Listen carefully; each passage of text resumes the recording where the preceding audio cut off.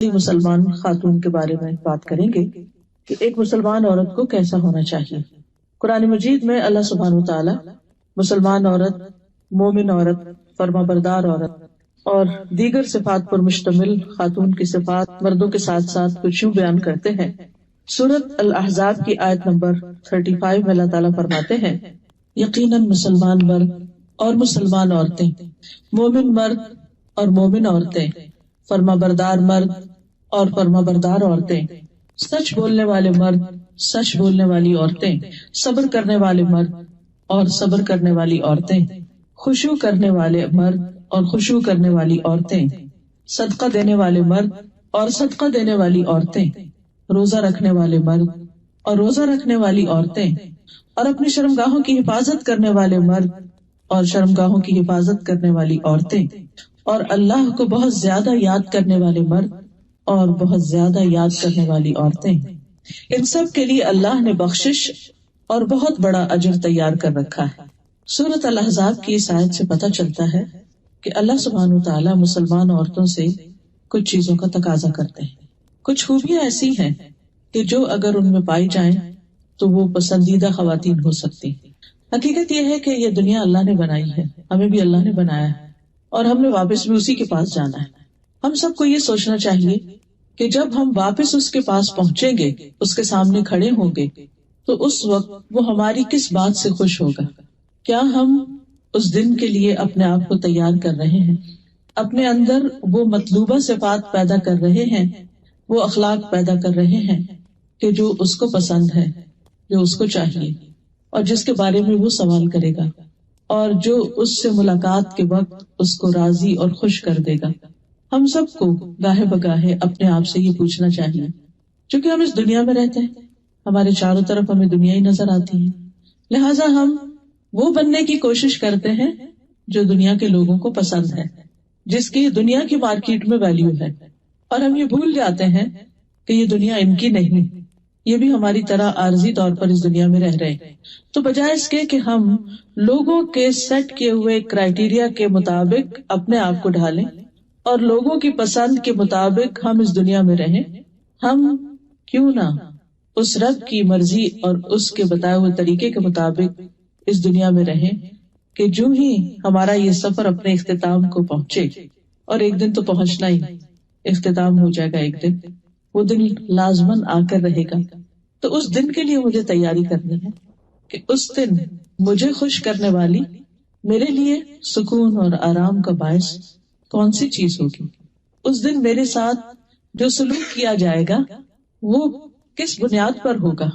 اس دن کے لیے لازم ہے کہ ہم اپنے آج کے دن کو، آج کی زندگی کو ایسا بنائیں کہ جو کل فائدہ دے۔ خوش نصیب ہے وہ لوگ کہ جن کے لیے اللہ سبحانہ وتعالیٰ فرماتا ہے، رضی اللہ عنہم ورضوا عنہ، اللہ ان سے راضی ہو گیا اور وہ اللہ سے راضی ہو گئے۔ اور جب ان کے پاس موت آتی ہے تو فرشتہ آ کر کیا کہتا ہے؟ یا ایتھا النفس المطمئنۃ ارجعی الی ربک راضیۃ مرضیہ فادخلی فی عبادی وادخلی جنتی، کہ اے نفس مطمئنہ، واپس چلو اپنے رب کی طرف، اس حال میں کہ تم رب سے راضی اور رب تم سے راضی، آؤ میرے بندوں میں داخل ہو جاؤ، میرے بندوں میں شامل ہو جاؤ، یعنی خاص بندے جو ہیں اس کے، آؤ میری جنت میں داخل ہو جاؤ۔ یہ ہے اصل کامیابی، کہ جس انسان کو موت کے وقت یہ پکار آئے، یہ آواز آئے کہ اے نفس مطمئنہ، رب تم سے راضی ہے، جیسے تم اپنے رب سے راضی ہو، رب بھی تم سے راضی۔ آج ہم اپنے آپ سے پوچھیں کہ کیا میں اپنے رب سے راضی ہوں، اس کے احکامات پر، اس کے فیصلوں پر، اس کے دین پر، اس کے بتائے ہوئے طریقوں پر؟ کیا وہ جو کچھ مجھ سے چاہتا ہے میں اسے خوشی سے قبول کرتی؟ کیونکہ اصل کامیابی اسی میں ہے، اور اسی کا ذکر ان آیات میں کیا گیا ہے کہ وہ کون سی صفات ہیں کہ جو ایک مسلمان کے اندر ہونی چاہیے، مرد ہو یا عورت ہو۔ مردوں اور عورتوں کا ساتھ ساتھ ذکر کیا گیا، اور تمام صفات میں دونوں برابر کے شریک ہیں، کوئی ڈسکریمنیشن نہیں، کوئی فرق نہیں، جو مردوں سے چاہا گیا وہی عورتوں سے چاہا گیا۔ تو آئیے ہم دیکھتے ہیں کہ ان آیات میں ہم سے کیا کہا گیا ہے، اور پھر یہ کہ صحابیات کی زندگی کیسی تھی، جو اللہ کی پسندیدہ ترین خواتین تھیں، انہوں نے زندگی کیسے گزاری، اللہ تعالیٰ ہم سے کیا چاہتا ہے۔ تو سب سے پہلی چیز ایک مثالی مسلمان خاتون جو ہوتی ہے اس کا اپنے رب سے ایک مضبوط تعلق ہوتا ہے.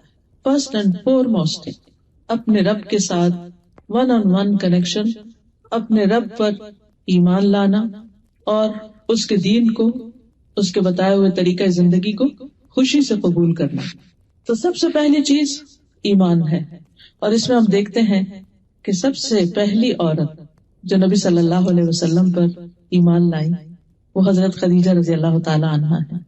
آپ جس حالت میں دنیا میں یعنی غار حرا سے تشریف لائے تھے، آپ ڈرے ہوئے تھے، گھبرائے ہوئے تھے، خوف زدہ تھے، لیکن حضرت خدیجہ رضی اللہ تعالی عنہا نے آپ کو دیکھتے ہی آپ پر کوئی شک نہیں کیا، وہ خوف زدہ نہیں ہوئی، بلکہ انہیں پورا یقین تھا کہ جس شخص کے اندر ایسا اخلاق ہے جس کا وہ ذکر بھی کرتی ہے کہ جو دوسروں کی مدد کرنے والا ہے، جو غریبوں کے کام آنے والا ہے، اس کو اللہ تعالیٰ رسوا نہیں کرے گا.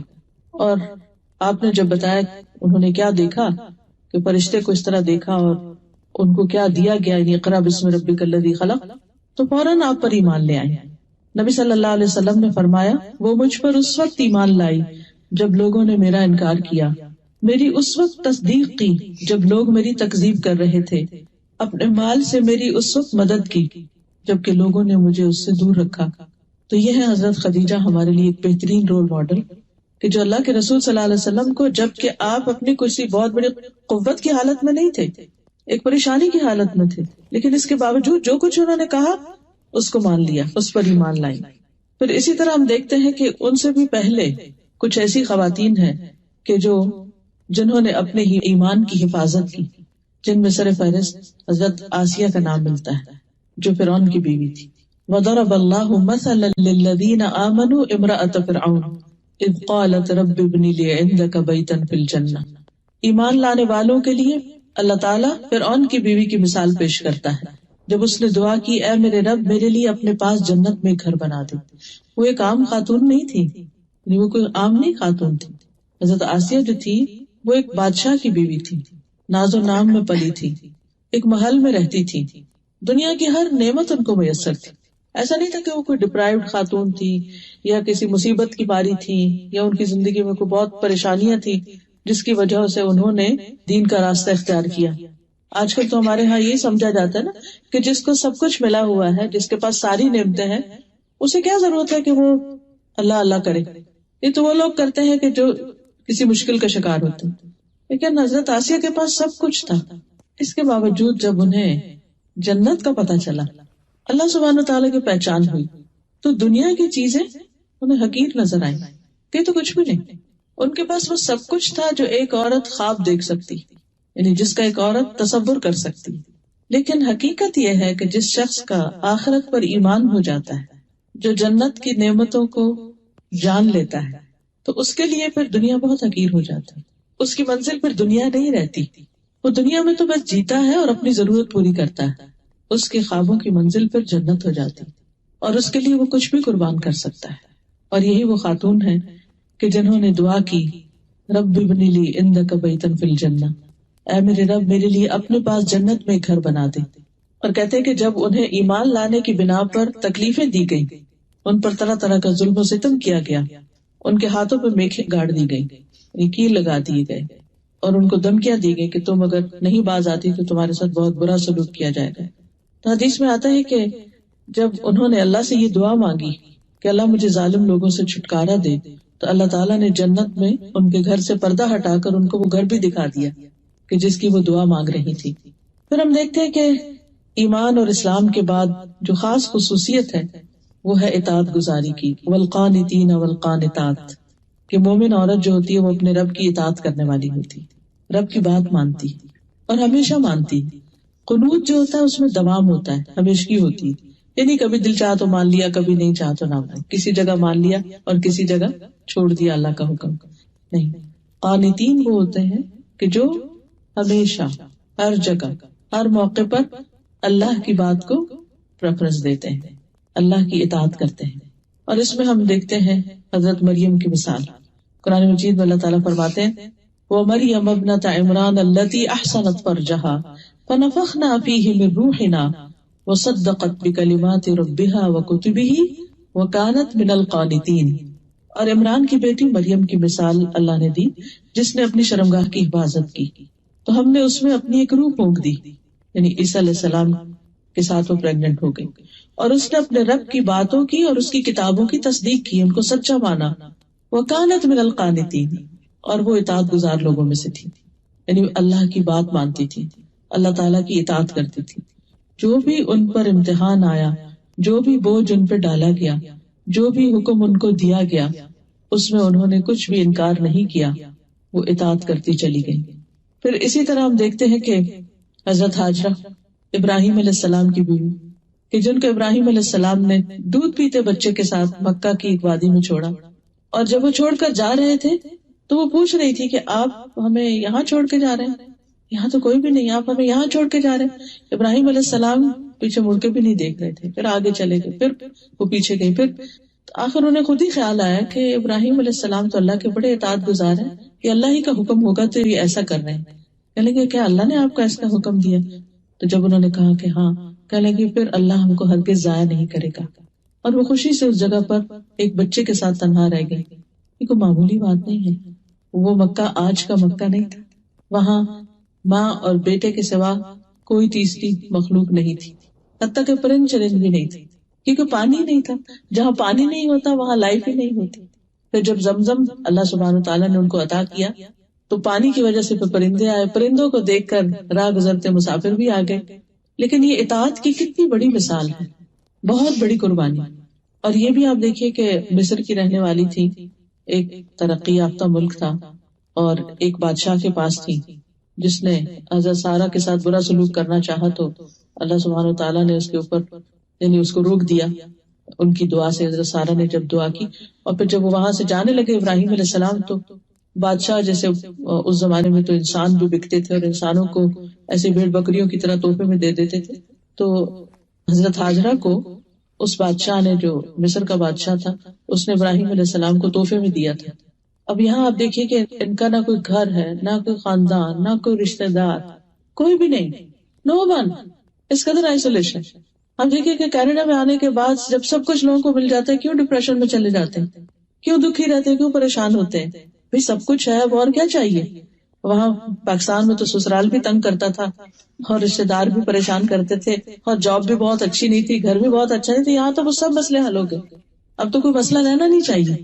لیکن سب کچھ ملنے کے باوجود دل خوش نہیں ہے، تو یہاں کچھ نہ ہونے کے باوجود اطمینان ہے، ایسا توکل، ایسا یقین کہ اللہ ہمیں ہرگز ضائع کرے گا ہی نہیں، کہ ہمارے ساتھ اچھا ہی ہوگا۔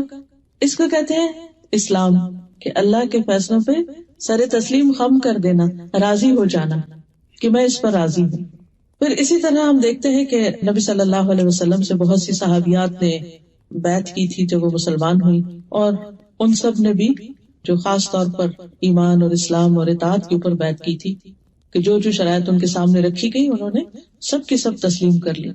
پھر اسی طرح ہم دیکھتے ہیں کہ ازواج مطہرات جو ہیں، نبی صلی اللہ علیہ وسلم کی جو ازواج ہیں، ان کو جو حکم اللہ تعالیٰ نے دیا قرآن مجید میں، وہ اس کو پورا کرنے والی تھی۔ وَقَرْنَ فِي بُيُوتِكُنَّ وَلَا تَبَرَّجْنَ تَبَرُّجَ الْجَاهِلِيَّةِ الْأُولَى وَأَقِمْنَ الصَّلَاةَ وَآتِينَ الزَّكَاةَ وَأَطِعْنَ اللَّهَ وَرَسُولَهُ إِنَّمَا يُرِيدُ اللَّهُ لِيُذْهِبَ عَنْكُمُ الرِّجْسَ أَهْلَ الْبَيْتِ وَيُطَهِّرَكُمْ تَطْهِيرًا، اور اپنے گھروں میں ٹک کر رہو، اور پہلی جاہلیت کی زینت ظاہر کرنے کی طرح زینت ظاہر نہ کرو، یعنی ازواج مطہرات کو اپنی زیب و زینت کے ساتھ گھر سے باہر نکلنے کی اجازت نہیں تھی۔ اور نماز قائم کرو اور زکوٰۃ دو اور اللہ اور اس کے رسول کا حکم مانو۔ اللہ تو یہی چاہتا ہے کہ تم سے گندگی دور کر دے، یعنی کچھ ظاہر کی اور کچھ باطن کی، کیونکہ نماز جو ہے وہ انسان کا تزکیہ کرتی ہے، زکوٰۃ جو ہے وہ مال کا تزکیہ کرتے ہیں، اور اسی طرح جب انسان ایک مسلمان خاتون اپنے آپ کو حجاب کے اندر باہر لے کے جاتی ہے تو بہت ساری بری نظروں سے اپنے آپ کو بچاتی۔ تو اللہ تعالیٰ فرماتے ہیں کہ یہ احکامات اس لیے دیے جا رہے ہیں تاکہ تم سے سب گندگیاں دور کر دے اور تمہیں خوب پاک کر دے۔ وَيُطَهِّرَكُمْ تَطْهِيرًا۔ پھر اسی طرح یہ ہے کہ اطاعت میں سب سے پہلے تو عبادات میں اطاعت آتی، نماز روزے کی پابندی آتی۔ تو ایک مسلمان خاتون سب سے پہلے اللہ تعالیٰ کا حق ادا کرنے والی ہوتی ہے۔ عبد الرحمن بن عوف سے مروی ہے، رسول اللہ صلی اللہ علیہ وسلم نے فرمایا، جو عورت 5 وقت کی نماز پڑھتی ہو ماہ رمضان کے روزے رکھتی ہو، اپنی شرمگاہ کی حفاظت کرتی ہو، اپنے شوہر کی اطاعت کرتی ہو، اس سے کہا جائے گا جنت کے جس دروازے سے داخل ہونا چاہو داخل ہو جاؤ۔ جنت کے 8 دروازے ہیں، سارے کے سارے اس کے لیے کھول دیے جائیں گے کہ جدھر سے وہ چاہے داخل ہو جائے۔ پھر اسی طرح زکوٰۃ کی ادائیگی، مسلمان خواتین نے ہمیشہ اپنے مال کی خود زکوٰۃ دی ہے۔ ہمارے یہاں تو یہی سوال ختم نہیں ہوتا کہ وہ جی ہمیں شادی پر زیور پڑا تھا، وہ سسرال کا اتنا تھا، میکے کا اتنا تھا، ہم تو کماتے نہیں تو ہم زکوٰۃ کہاں سے دیں؟ نہیں، وہ جو مال ہے اسی کے اندر سے زکوٰۃ نکالنی ہے۔ اسماء بنت یزید کہتی ہیں کہ میں اور میری خالہ حضور صلی اللہ علیہ وسلم کی خدمت میں حاضر ہوئی، ہمارے پاس سونے کے کنگن تھے، آپ نے فرمایا کیا تم دونوں اس کی زکوٰۃ دیتی ہو؟ ہم نے کہا نہیں۔ آپ نے فرمایا کیا تم اس بات سے نہیں ڈرتی کہ اللہ تمہیں آگ کے کنگن پہنائے؟ ان کی زکوٰۃ ادا کیا کرو۔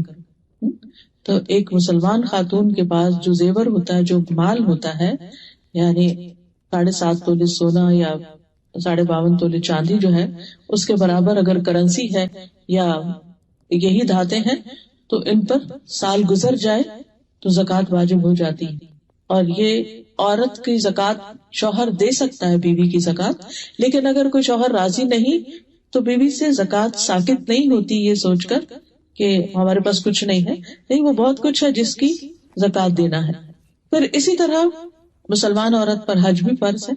اگر اس کا شوہر اس کو مال نہیں دیتا حج کرنے کے لیے، لیکن اس کا اپنا مال ہے، وراثت میں اس کو کچھ ملا ہے، یا وہ خود جاب کرتی ہے اور وہ صاحب استطاعت ہے، تو اس کو حج کے لیے جانا چاہیے۔ ہاں، اس کے لیے پھر محرم کی شرط ہے، تو اگر اس کا کوئی اگر شوہر جائے تو بہت اچھا، لیکن اگر بعض اوقات ایسا ہوتا ہے کہ شوہر راضی نہیں ہوتے جانے کے لیے یا ان کا انٹرسٹ نہیں ہوتا، تو ایسے میں کسی اور بھائی، چچا، ماموں، بیٹا، کسی کے ساتھ بھی وہ حج پر جا سکتی ہے۔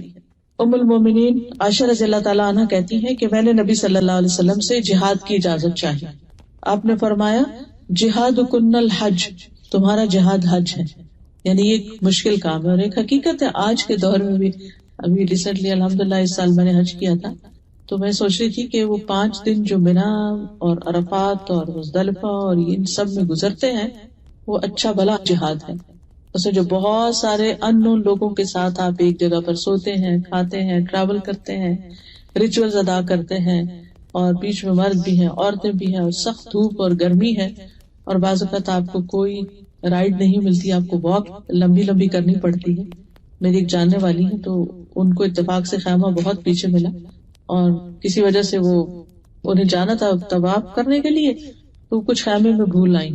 اب وہ ایک دفعہ آ کے کنکریاں ماری، پھر واپس خیمے میں گئی، پھر اس کے بعد دوبارہ مکہ، اور یہ سارا سفر پیدل تھا، تقریباً کو 20-25 کلومیٹر بن جاتا ہے، وہ چل چل کے پیدل چل چل کے، کیونکہ اتنا بازو کا رش ہوتا ہے کہ آپ کو کوئی سواری ملتی نہیں ہے، سواری ہوتی ہے تو بہت مہنگی ہوتی ہے، سب افورڈ نہیں کر سکتے، اور پھر جب جو سامان آپ عرفات اور منا میں ساتھ لے جاتے ہیں وہ بھی اٹھانا پڑتا ہے، تو خالی ہاتھ کوئی بھی نہیں ہوتا، تو یہ اچھی بھلی ایک مشقت ہوتی ہے، اس کو پورا پورا جہاد کہا گیا۔ تو جتنے بھی ہمارے پر فرائض عائد ہوتے ہیں، نماز ہو، روزہ ہو، حج ہو، زکوٰۃ ہو، اور روزے کے معاملے میں یہ کہ بہت سی خواتین ویسے تو رمضان میں روزے رکھ لیتی ہیں، لیکن جو پیریڈز کی وجہ سے روزے چھٹتے ہیں یا بچے کی پیدائش کے بعد ان سے غافل ہو جاتے ہیں، اور بعضوں میں کئی سالوں کے روزے جمع ہو کر وہ پھر سینکڑوں میں پہنچ جاتے ہیں، تو ان کو بھی جلد ادا کرنے کی فکر کرنی چاہیے، کیونکہ انسان کی عمر جو آگے بڑھتی جاتی ہے اس کے اندر پھر اسٹیمنا کم ہوتا جاتا ہے، اور خصوصاً اگر عادت نہ ہو روزہ رکھنے کی۔ پھر اسی طرح یہ ہے کہ دیگر فرائض جو ہیں ان کو ادا کرنا جو ہے وہ بھی لازم ہے، اس میں نماز، روزہ وغیرہ کے علاوہ دین کی تعلیم حاصل کرنا اور دین کی تعلیم آگے پہنچانا، کیونکہ طلب العلم فریضۃ علی کل مسلم، علم حاصل کرنا ہر مسلمان پر فرض ہے، اس میں مرد ہو یا عورت، دونوں پر فرض ہے۔ ازواج مطہرات کے لیے بھی لازم تھا، ان کو خاص طور پر جو حکم دیا گیا وَاذْكُرْنَ مَا يُتْلَى فِي بُيُوتِكُنَّ مِنْ آیَاتِ اللَّهِ وَالْحِکْمَةِ، کہ تمہارے گھروں میں جو اللہ کی کتاب کی آیات پڑھی جاتی ہیں اور حکمت کی باتیں، تم ان کا ذکر کرتی رہو۔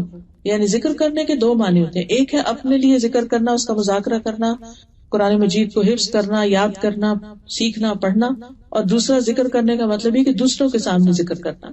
پھر اسی طرح یہ ہے کہ عبادات میں خاص طور پر جو اس آیت میں جس کا ذکر ہے وَالذَّاكِرِينَ اللَّهَ كَثِيرًا وَالذَّاكِرَاتِ، اور کثرت سے ذکر کرنے والی عورتیں اور کثرت سے ذکر کرنے والے مرد، تو مسلمان عورت جو ہے وہ اللہ کے ذکر کے معاملے میں بہت حریص ہوتی ہے، یعنی عمومی طور پر سارے نیک اعمال کے لیے، لیکن خاص طور پر ذکر اذکار کی پابندی کرنے والا۔ یسیرہ ایک صحابیہ تھی مہاجرات میں سے، وہ کہتی ہے کہ رسول اللہ صلی اللہ علیہ وسلم نے ہم سے فرمایا کہ تم تسبیح، تحلیل اور تقدیس یعنی سبحان الملک القدوس یا سبوح قدوس ربنا و رب الملائکۃ والروح پڑھتی رہا کرو اور انگلیوں کے پوروں پر گنا کرو، اس لیے کہ قیامت کے دن ان انگلیوں سے بھی سوال کیا جائے گا، پھر غافل نہ ہونا کیونکہ اس سے تم اسباب رحمت بھول جاؤ گے، یعنی غفلت اختیار نہ کرنا، اپنی انگلیوں پر ذکر گنتی رہو، کرتی رہو۔ اچھا ویسے تو انسان کھلا بھی کر سکتا ہے، گننے کی بھی ضرورت نہیں ہے، انگلیوں کو ساتھ استعمال کرنے کی ضرورت نہیں، لیکن ہوتا یہ ہے کہ اگر جب آپ انگلیوں پہ یا کسی چیز پہ کر رہے ہوتے ہیں تو زبان اور ہاتھ دونوں کی جب کوآرڈینیشن ہوتی ہے تو آپ کرتے چلے جاتے ہیں، بھولتے نہیں، ورنہ اگر آپ ہاتھ نہیں صرف زبان سے کر رہے ہو تو تھوڑی دیر کے بعد آپ ٹریک کھو دیتے ہیں، آپ بھول جاتے ہیں کہ آپ کیا کر رہے تھے۔ اسی طرح یہ ہے کہ رزق کے معاملے میں اللہ سبحانہ تعالیٰ پر توکل یعنی ایمان کا یہ حصہ ہے کہ انسان اللہ پر بھروسہ کرے، اور خصوصاً رزق کے معاملے میں جیسے صحابیات کی زندگی میں ہم دیکھتے ہیں کہ صحابہ کرام جو تھے وہ اکثر مختلف اپنی ذمہ داریوں کے لیے، دینی ذمہ داریاں ادا کرنے کے لیے دور دراز کے سفر کیا کرتے تھے، کبھی جنگ میں شرکت کر رہے ہیں، کبھی نبی صلی اللہ علیہ وسلم کسی اور کام کے لیے ان کو روانہ کر رہے ہیں، تو ایسے میں ان سب کی جو اکانومی تھی، اوور آل مدینہ کی اکانومی بہت ڈاؤن ہو گئی تھی۔ تجارت کرنے والوں کو اپنی تجارت کے لیے پورا وقت نہیں ملتا تھا، اس کے علاوہ جن کے کھیت تھے یا جن کے باغات وغیرہ تھے ان کو لک آفٹر کرنے کا بعض اوقات موقع نہیں ملتا تھا، این بعض اوقات جب پھل پکے ہوئے ہوتے تھے تو وہ کم آ جاتا تھا، جیسے جنگ تبوک کے موقع پر اللہ کے راستے میں نکلو، تو ایسے تمام مواقع پر صحابیات نے خوب ساتھ دیا، انہوں نے شکوہ نہیں کیا۔ ازواج مطہرات کے بیچ میں ایک دفعہ تھوڑی سی ایسی بات ہو گئی تھی تو اللہ سبحانہ تعالیٰ نے ان کو صاف کہہ دیا کہ اگر تم اس حال میں نبی کے ساتھ رہنا چاہتی ہو تو ٹھیک، اور اگر نہیں تو تم اپنے گھروں کو واپس چلی جاؤ۔ تو اس معاملے میں ساری ازواج نے دنیا کے مال و دولت کو چھوڑ کر نبی صلی اللہ علیہ وسلم کا ساتھ دینا پسند کیا۔ اسی طرح کچھ اور صفات جو ہیں مسلمان خاتون کی، ان میں سے ایک شرم و حیا کی حفاظت ہے۔ شرم و حیا جو ہے وہ ایمان کا حصہ ہے، اور ایک عورت کا ایمان مکمل نہیں ہوتا جب تک کہ اس کے اندر حیا نہیں ہوتا۔ اور حیا کا مطلب یہ ہے کہ جب عورت اپنے گھر سے نکلے تو اپنے سطر کو ڈھانپے، اللہ سبحانہ تعالیٰ نے اس کے لیے جو حدود قائم کی ہے ان کو ملحوظ خاطر رکھے۔ پھر اسی طرح یہ بھی ہے کہ گفتگو میں کہ جب مردوں کے ساتھ بات ہو رہی ہو تو اس میں انسان ایک تمیز اور ایک ادب کے دائرے میں رہ کر بات کرے، ان سے اس طرح بات نہ کرے کہ جس طرح اپنی گرل فرینڈز کے ساتھ ہم بات کرتے ہیں یا خواتین کی مجلس میں ہوتے ہیں۔ اسی طرح بازار میں ہیں اگر ہم تو اس میں بھی باوقار انداز اختیار کرنا چاہیے، اپنی نظروں کی حفاظت کرنی چاہیے۔ قرآن مجید میں اللہ تعالیٰ فرماتے ہیں وَقُلْ لِلْمُؤْمِنَاتِ يَغْضُضْنَ مِنْ أَبْصَارِهِنَّ، کہ مومن عورتوں سے کہہ دیجیے کہ اپنی نگاہیں نیچی رکھیں۔ لیکن نیچے رکھنے کا مطلب یہ ہے کہ خواہ بخواہ میں ادھر ادھر نہ دیکھا جائے بلکہ اپنے کام پر فوکس کیا جائے، اور خصوصاً مردوں کو ضرورت کے وقت انسان کسی کو دیکھ لیتا ہے لیکن ایسی نگاہ سے نہ دیکھے کہ جس میں شیطان کا بیچ میں دخل ہو۔ پھر اسی طرح خاص طور پر اس آیت کے اندر جو مسلمان عورت کی صفت بتائی گئی ہے وہ ہے اپنی شرم گاہوں کی حفاظت کرنے والی خواتین، یعنی اللہ تعالیٰ نے زنا کو مرد کے لیے اور عورت دونوں کے لیے حرام قرار دیا ہے۔ اپنے سطر کی حفاظت کرنا، ایسا لباس پہننا کہ جس میں مردوں کو اٹریکشن نہ ہو اور کوئی مرد اس کو اپروچ نہ کرے اپنی کسی بری نیت کے ساتھ۔ پھر اسی طرح ایسا لباس نہ پہنا جائے جو بہت ٹائٹ ہو یا سی تھرو ہو کہ جس میں عورت کا جسم نظر آ رہا ہو۔ پھر اسی طرح یہ ہے کہ مسلمان عورت کی جو خوبیاں ہیں حیا کے علاوہ وہ شکر گزاری ہے۔ شکر گزاری جو ہے یہ بے حد ضروری ہے اور یہ ایمان کی تکمیل کرتی ہے۔ اگر ہم قرآن مجید کا آغاز دیکھیں تو اس میں الحمدللہ رب العالمین سے بات شروع ہوتی ہے۔ یہ سب تعریف، سب شکر اللہ کے لیے جو رب العالمین ہے۔ اور شکر گزاری جب انسان کے اندر ہوتی ہے، قناعت ہوتی ہے، تو انسان کو اطمینان نصیب ہوتا ہے۔ وہ جو بات کی تھی نا میں نے کہ جب فرشتے آ کے کہیں گے یا ایتھا النفس المطمئنہ، تو وہ نفس مطمئنہ شکر گزاری کے ساتھ ہی حاصل ہوتا ہے۔ اور اس میں شکر گزاری کیا ہے کہ انسان شکوے شکایات نہ کرے. عام طور پر چھوٹی چھوٹی باتوں سے ہم ہرٹ ہو جاتے ہیں بعض اوقات، اور اس میں کوئی بھی ہم سے حال پوچھ لے تو ہم سارا قصہ بتانا شروع کر دیتے ہیں، اور پھر اس وجہ سے مختلف طرح کی غیبت کا بھی انسان شکار ہو جاتا ہے، اور زبان کی بے احتیاطی بھی ہو جاتی. بعض اوقات انسان ساری زندگی نیک کام کرتا ہے لیکن ایک جملہ ایسا زبان سے نکالتا ہے کہ جو اللہ تعالیٰ کو پسند نہیں آتا، اس کے پچھلے سارے اعمال ضائع ہو کر رہ جاتے ہیں. شکوہ اور شکر دو اپوزٹ چیزیں، کمپلینٹس اور گریٹفلنس ہونا. تو کمپلینٹ کرنا جو ہے یہ اللہ تعالیٰ کو پسند نہیں. کسی سے بھی اگر آپ کو کوئی ناراضگی ہے یا شکایت ہے تو اس کو بلیم کرنے کے بجائے تم ایسا نہیں کرتے تم ایسا کرتے ہو، بہتر یہ ہے کہ دوسرے کو یہ بتایا جائے کہ اس کو کیا کرنا چاہیے، یعنی سجیسٹو انداز اختیار کریں. ہمیں عام طور پر کانفلکٹ مینجمنٹ نہیں آتی کہ اگر کسی سے اختلاف ہو گیا ہمارا کہ کسی نے ہماری بات نہیں مانی تو ہم نے اس کو کس طرح کنونس کرنا ہے. بعض اوقات ہم غصے میں آ جاتے ہیں، بعض اوقات ہم بول چال چھوڑ دیتے ہیں، بعض اوقات ہم اپنے آپ میں بند ہو جاتے ہیں، یعنی کمیونیکیشن چھوڑ دیتے ہیں. اس کا نتیجہ کیا ہوتا ہے کہ مسئلہ حل نہیں ہوتا، مسئلہ بڑھنا شروع ہو جاتا ہے اور انسان کی زندگی مشکل میں آ جاتی ہے. کبھی کچھ لوگ رونا شروع کر دیتے ہیں، کچھ لوگ شاؤٹنگ شروع کر دیتے ہیں. تو ان میں سے کوئی بھی پرابلم جب ہوتا ہے شاؤٹنگ سے حل نہیں ہو سکتا. وقتی طور پہ ہو سکتا ہے کوئی دوسرا شخص دب جائے، خاموش ہو جائے. اسی طرح اگر آپ بول چال بند کریں گے تو مسئلہ تو حل نہیں ہوگا. اسی طرح جتنے بھی ایسے طریقے، تو ہمیں یہ سیکھنا چاہیے کہ بجائے شکوے شکایتیں کرنے کے اور ناراض ہونے کے اور ادھر ادھر کے کام کرنے کے، وہ طریقہ اختیار کیا جائے کہ جس میں ہم دوسرے کو خیر خواہی سے ایک بات بتا دیں، چاہے وہ ہمارا شوہر ہو چاہے ہمارے بچے ہو. اپنی ایکسپیکٹیشنز واضح کریں کہ آپ ان سے کیا چاہتے ہیں، ان کی کون سی بات آپ کو بادر کرتی. اگر آپ سامنے بات کر سکیں تو سامنے کر لیں، نہیں کر سکتے تو لکھ کر لیں، میسج کر دیں، کچھ بھی کریں، لیکن دوسرے کو بتائیں. لیکن اس کے ساتھ ساتھ آپ درگزر بھی، معاف کرنا بھی، کیونکہ جب تک انسان دوسروں کو معاف نہیں کرتا، اگر ہر چھوٹی بڑی بات دوسروں کی پکڑ لی جائے تو اسے گزارا نہیں ہو سکتا، زندگی نہیں گزرتی. ایسا نہیں ہو سکتا کہ ہمارے اندر کوئی ایسی بات نہیں کہ جو دوسروں کو تکلیف نہ دیتی ہو. ہمارے اندر بھی بہت سی ایسی چیزیں ہوتی ہیں کہ جس سے دوسرے اگری نہیں کرتے. کوئی بھی چیز ہماری دوسروں کو اچھی نہیں لگ سکتی. بعض اوقات غلط فہمی کی بنا پر دوسرے ہرٹ ہو جاتے ہیں، بعض اوقات ہماری مخصوص عادتیں ہوتی ہیں جو دوسروں کی عادتوں سے مختلف ہوتی ہیں جن کو وہ ٹالریٹ نہیں کر سکتے. تو ایسی تمام چیزوں میں انسان کو درگزر کرتے چلے جانا چاہیے تاکہ آگے کا سفر چلتا رہے. پھر اسی طرح مسلمان خاتون کے اندر قناعت کی صفت بھی ہونی چاہیے کہ اللہ نے جو کچھ اس کو دیا ہے اس کو اچھے سے استعمال کرے اور اس پر راضی بھی ہو. کوئی مشکل وقت آئے، کوئی تکلیف آئے، کیونکہ زندگی میں کچھ نہ کچھ تو ہوتا ہی رہتا ہے، اللہ تعالیٰ نے خود بتا دیا. پھر اسی طرح صبر کرنا.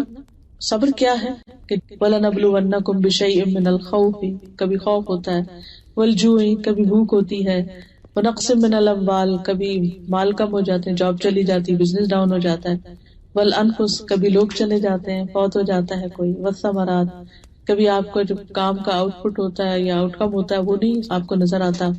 آپ ایفرٹ لگا رہے ہوتے ہیں لیکن اس کے کوئی ثمرات آپ کو نہیں ملتے.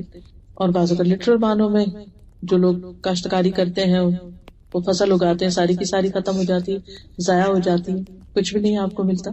تو ایسی تمام چیزوں میں انسان کو صبر کی ضرورت ہوتی ہے. اللہ تعالیٰ سے ناراض ہونے کی بجائے ایسے مواقع پر اپنے آپ کو اچھے طریقے سے کیری کرنا، اللہ کی رضا پہ راضی رہنا اور اس تکلیف میں بھی خیر کے پہلو کو سامنے رکھنا، یہ بہت ضروری ہوتا ہے. پھر اسی طرح بیماری کی شکل میں بعض اوقات انسان کے اوپر مشکل آ جاتی ہے تو اس میں انسان صبر کرے. ایک خاتون تھی مدینہ میں، تو ان کو مرگی کا دورہ پڑ جاتا ہے. وہ نبی صلی اللہ علیہ وسلم کے پاس سے کہنے لگی اللہ کے رسول صلی اللہ علیہ وسلم آپ دعا کر دیں کیونکہ جب مجھے یہ فٹ پڑتا ہے تو میرا جسم کا سطر بھی کھل جاتا ہے، بے ہوش ہو کے گر جاتی ہوں، مجھے پتہ نہیں چلتا. آپ نے فرمایا اگر تم چاہو تو میں تمہارے لیے دعا کرتا ہوں، لیکن اگر تم صبر کرو اس بیماری پر تو تمہارے لیے جنت ہے. کہنے لگی کہ میں صبر کروں گی، آپ بس یہ دعا کر دیں کہ جب میں اس تکلیف میں ہوں تو میرا سطر نہ کھلے. کتنی فکر تھی اس کو، تو آپ نے اس کے لیے دعا کی، اس کے بعد اس کا سطر نہیں کھلا. تو اس بارے میں عطا بن ابی رواح جو ایک تابعی ہے وہ کہتے ہیں کہ ابن عباس نے مجھ سے کہا کہ میں تمہیں ایک جنتی عورت دکھاؤں. میں نے عرض کیا کیوں نہیں. فرمایا یہ سیاہ فام عورت جو ہے یہ نبی صلی اللہ علیہ وسلم کی خدمت میں حاضر ہوئی تھی تو آپ نے اس کو جنت کی بشارت دی تھی. بعض تکلیفیں انسان کو لگ جاتی ہیں, بعض بیماریاں ایسی ہوتی ہیں کہ علاج کے باوجود, دعا کے باوجود, سارے کام کر لینے کے باوجود وہ تکلیف دور نہیں ہوتی. ایسے میں انسان پھر بھی صبر کرے اور اللہ کی رضا پر راضی رہے, کیونکہ مومن کو تو ایک کانٹا بھی چبھتا ہے تو اس کے لیے اجر ہی اجر ہوتا ہے. تو کوئی بھی چھوٹی تکلیف ہو یا بڑی تکلیف, اس پر صبر اجر کی نیت سے کرتے رہے. اسی طرح مومن خاتون جو ہے وہ زکوٰۃ کے علاوہ صدقات بھی شکر گزاری کے طور پر اور تکلیفوں کو دور کرنے کے لیے اللہ کی راہ میں دیتے رہتے. حضرت عائشہ کہتی ہے کہ رسول اللہ صلی اللہ علیہ وسلم نے فرمایا تم میں سے سب سے پہلے مجھ سے وہ ملے گی جس کے ہاتھ سب سے لمبے. تو ازواج مطہرات ایک دوسرے سے اپنے ہاتھ ملا کے دیکھتی تھی کس کے ہاتھ لمبے ہیں. سب سے زیادہ لمبے ہاتھ جو تھے وہ زینب کے تھے, کیونکہ سب سے پہلے وہ فوت ہوئی, کیونکہ اپنے ہاتھ سے محنت کرتی, کماتی اور صدقہ خیرات دیتی. تو اس سے یہ پتہ چلتا ہے کہ عورت کے لیے کام کر کے کمانا اسلام میں منع نہیں ہے. یہ نبی صلی اللہ علیہ وسلم کی وائف ہے اور وہ خود کام کرتی ہیں. کوئی ہنر مند تھی, کچھ دستکاری, اب یہ ایگزیکٹلی نہیں پتہ چلتا کہ ان کا کام کیا تھا, بہرحال کچھ بناتی تھی اور بیچتی تھی جس سے ان کو کچھ آمدنی حاصل ہوتی اور اس آمدنی سے پھر وہ اپنے ہاتھ سے صدقہ کیا کرتی تھی. پھر اسی طرح ہم دیکھتے ہیں کہ عبداللہ بن زبیر کہتے ہیں کہ میری خالہ عائشہ اور میری امی اسما جو تھی, دونوں بہت زیادہ صدقہ کرنے والی خواتین تھی. میں نے ان سے زیادہ سخی عورتیں نہیں دیکھی, لیکن دونوں کا انداز مختلف تھا. حضرت عائشہ تو جمع کرتی رہتی تھی اور جب کچھ جمع ہوتا تو اکٹھا صدقہ کرتی تھی, لیکن میری والدہ کبھی کچھ جمع نہیں کرتی تھی, بس جو آتا تھا ساتھ کے ساتھ دیے چلے جاتے تھے. بعض اوقات ہم یہ سوچتے ہیں کہ ہاں ہمارے ہسبینڈ ہر مہینے انہوں نے وظیفے مقرر کر رکھے ہیں, یہاں بھی خرچ کرتے ہیں وہاں بھی کرتے ہیں. وہ بے شک کریں, لیکن آپ خود بھی کریں. آپ کی آمدنی میں سے آپ اگر کام کرتے ہیں, جاب کرتے ہیں تو بھی ٹھیک ہے, اگر نہیں کرتے تو جو آپ کو جیب خرچ ملتا ہے ہسبینڈ کی طرف سے وہ بھی آپ کا اپنا ذاتی مال ہو جاتا ہے, اس میں سے آپ کر سکتے ہیں. پیرنٹس کی طرف سے اگر کچھ ملتا ہے یا کوئی بھی آپ نے کہیں پر کچھ اپنا شیئر ڈال رکھا ہے, اس کی کوئی آمدنی ہے, جو کچھ بھی آپ کا ہے, آپ کی ذاتی ملکیت, چاہے کیش ہے, کائنڈ ہے, کچھ بھی, اس میں سے آپ خرچ کر سکتے ہیں. اور پھر یہ ہے کہ اس معاملے میں اپنے شوہر سے بھی تعاون کرنا چاہیے. بعض اوقات وہ کچھ کہیں ڈونیشن دینا چاہتے ہیں یا کوئی والنٹیئر کرنا چاہتے ہیں تو ہم اس میں تعاون نہیں کرتے یا ہمیں اعتراض ہو سکتا ہے. تو ایسے میں اگر آپ سفارش کر دیں یا آپ ان کو انکریج کریں تو جو کچھ وہ کریں گے اس کا بھی اجر آپ کو ملے گا. اور اس میں ہم دیکھتے ہیں کہ ایک انصاری خاتون تھی, ان کے شوہر نبی صلی اللہ علیہ وسلم کے گیسٹ کو لے کر آ گئے اور بچے رو رہے تھے بھوک سے, لیکن کھانا بس اتنا تھا کہ بچوں کو یا کھلاتے یا پھر مہمان کو کھلاتے. انہوں نے بچوں کو اسی طرح سلا دیا اور خود بھی بھوکے تھے اور بہانے سے چراغ بجھا کے سارا کھانا مہمان کو کھلا دیا. جب تک گھر کی ایک عورت اپنے شوہر سے یہ تعاون نہیں کرتی, ایسا صدقہ خیرات تو ہو ہی نہیں سکتا, ایسی نیکی کا کام تو ہو ہی نہیں سکتا. ایسے میں ایک دوسرے کے ساتھ اچھے کاموں میں کوآپریٹ کرنا جو ہے وہ بہت ضروری ہوتا ہے. پھر اسی طرح حضرت عائشہ رضی اللہ تعالیٰ عنہا جو تھی وہ بھی اپنے گھر میں جو کچھ ہوتا تھا وہ خرچ کرتی. کہتی ہے کہ ایک دفعہ ایک فقیر آیا تو نبی صلی اللہ علیہ وسلم گھر میں تھے, میں نے اس کو کچھ دینے کا حکم دیا, تو جو لے کر جا رہی تھی فقیر کو دینے کے لیے, گھر کی کوئی سرونٹ ہوگی کچھ, تو پہلے اس کو بلایا, ادھر لاؤ دکھاؤ کیا دے رہی. جیسے ہم لوگ کی عادت ہوتی ہے نا کہ اگر بچوں کو کچھ کریں, اچھا جاؤ یہ لے جاؤ, یہ کچھ دکھاؤ کیا لے کے جاؤ. تو بہرحال آپ صلی اللہ علیہ وسلم دیکھ رہے تھے, آپ نے فرمایا تم یہ چاہتی کہ تمہارے علم کے بغیر گھر میں کوئی چیز آئے جائے نہیں. یعنی یہ عورتوں کی ایک خاص وہ ہوتی ہے نا کہ اچھا کچن میں اگر گروسری بھی لا کے رکھے نا, اس کو میرے اندر تو ویکنیس ہے, جب گروسری بھی لا کے رکھے تو میں کہتی ہے کہ اس کو اب کوئی ہاتھ نہ لگائے, میں خود رکھوں گی. کیونکہ ہوتا ہی ہے کہ جب وہ نکالنی ہوتی ہے وہ کہیں سے کئی چیزیں فریج میں ڈال دیتے ہیں اور پھر ٹائم اتنا کم ہوتا ہے کہ پھر جلدی نکالنی مشکل ہوتی ہے. تو میں کہتی بہت بڑا احسان ہوگا, ہر چیز ادھر ہی چھوڑ دے. تو اور اگر کسی کو دینا ہے تو میں کہتی ہوں ہمیشہ مجھ سے پوچھ کر دے, تاکہ میں اس چیز کو ڈھونڈتی نہ پھروں کہ وہ کہاں گئی ہے بھی کہ نہیں. تو بہرحال آپ صلی اللہ علیہ وسلم نوٹ کر رہے تھے کہ حضرت عائشہ کیا کر رہی ہیں. پہلے خود ہی کہا دو, پھر جب دینے لگے کہا اچھا کیا دے رہے. بہرحال تو حضرت عائشہ کہتے ہیں جی ہاں میں نے ایسا ہی کیا. تو آپ نے فرمایا ٹھہرو عائشہ, تم گن گن کر نہ دو ورنہ اللہ بھی تمہیں گن گن کر دے گا, بس جو دے رہے ہیں دے دو. پھر اسی طرح یہ ہے کہ زبان کی حفاظت. ایک مسلمان مثالی خاتون جو ہوتی ہے وہ اپنی زبان کی بہت کیئر کرتی ہے, کیونکہ زبان سے انسان سب کیے کرائے کو ضائع کر دیتا ہے. بعض اوقات ہم سارا دن گھر کا کام کر رہے ہوتے ہیں، کھانا بھی پکا رہی ہے، صفائی بھی کر رہی، کلیننگ، لانڈری، سب کچھ کر رہے۔ جب بچے اسکول سے واپس آتے ہیں ہم چھوٹی چھوٹی بات پر سارے دن کی تھکاوٹ کا غصہ ان پہ نکالنا شروع کر دیتے، تو وہ ایک اپنے کمرے میں چلا گیا، ایک اوپر چلا گیا، ایک نیچے چلا گیا، کھانا نہیں کھایا، اور اپنا ہی دل برا ہوتا ہے کہ اچھا تھوڑا صبر ہی کر لیتے۔ تو یہ ہے کہ خصوصاً جب کوئی گھر آ رہا ہو، چاہے کتنی بھی بڑی غلطی کر کے آ رہا ہو، لیکن اس وقت ویلکم کر لیں اس کو، اور پھر آرام سے بٹھا کے اس کو سمجھائیں جب سمجھانے کا وقت ہو۔ اس میں ہمیں حضرت ام سلیم کی جو کہانی ہے وہ سب نے سن رکھی ہوگی، کسی نے ان کا بیٹا فوت ہو گیا اور بیٹے کو ڈھانک دیا، بیمار تھا، شوہر نے آگے پوچھا بھی، سفر پہ گئے ہوئے تھے، پیچھے سے فوت ہوا، اسے کہ کیا حال ہے بچے کا، کہنے پہلے سے ٹھیک ہے، اور پھر جو ان کو کھانا کھلایا، خوش کیا، سب کچھ کیا، اور اس کے بعد بہت اچھے سے پوچھا اگر کوئی امانت تمہارے پاس رکھے اور پھر واپس لے لے تو تم کیا کرو گے؟ میں تو واپس کروں گا، تمہارا بیٹا بھی اللہ کی امانت تھا، اللہ نے واپس لے لیا۔ کیا تربیت ہے، کیا انداز ہے، یعنی یہ ہے اخلاق اور یہ ہے کردار کے اعلیٰ ترین نمونے، کہ بڑے سے بڑے غم پر اتنا، یعنی آپ دیکھیے کہ اگر ہمیں اپنے بچوں کے بارے میں ایک اوپر سے دم کی بھی آواز ہونے کا لگتا ہے گرا ہے، ہمارا دل پکڑا جاتا ہے اور ہم وہیں سے بولنا شروع کر دیتے ہیں کیا یعنی فوراً ہم ایک پینک ہی خود ہی کریٹ کر دیں گے۔ ہمارے دل بہت چھوٹے، ہمیں دعا کثرت سے مانگنی چاہیے، رب اشرح لی صدری، اللہ میرے سینے کو کھول دے۔ یہ صرف پڑھنے کے معاملے میں نہیں بلکہ ہر معاملے میں، صدقہ خیرات کے معاملے میں بھی، دوسروں کو معاف کرنے کے معاملے میں بھی، اور باقی چیزوں میں بھی۔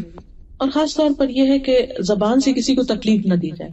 ابو ہریرہ کہتے ہیں کہ ایک آدمی نے کہا اللہ کے رسول صلی اللہ علیہ وسلم، فلاں عورت کثرت سے نماز، روزہ، صدقے میں مشہور ہے، لیکن اپنی زبان سے پڑوسیوں کو تنگ کرتی، ستاتی۔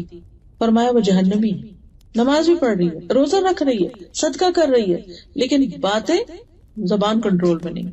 پھر اس شخص نے کہا کہ اللہ کے رسول صلی اللہ علیہ وسلم، فلاں عورت نماز، روزہ اور صدقہ کی کمی میں مشہور ہے، بس فرائض ادا کرتی، وہ پنیر کے صرف چند ٹکڑے صدقہ کرتی ہے، لیکن اپنی زبان سے اپنی پڑوسیوں کو تنگ نہیں کرتی۔ آپ نے فرمایا وہ جنتی۔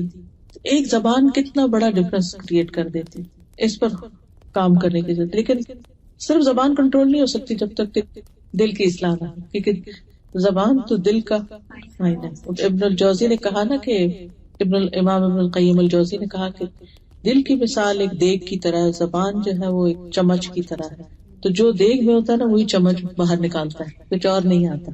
جو ہمارے دلوں میں ہوتا ہے وہی زبانوں سے نکلتا ہے، اور اس میں خاص طور پر مومن جو ہے وہ لان تان کرنے والا نہیں ہوتا، فحش کو نہیں ہوتا۔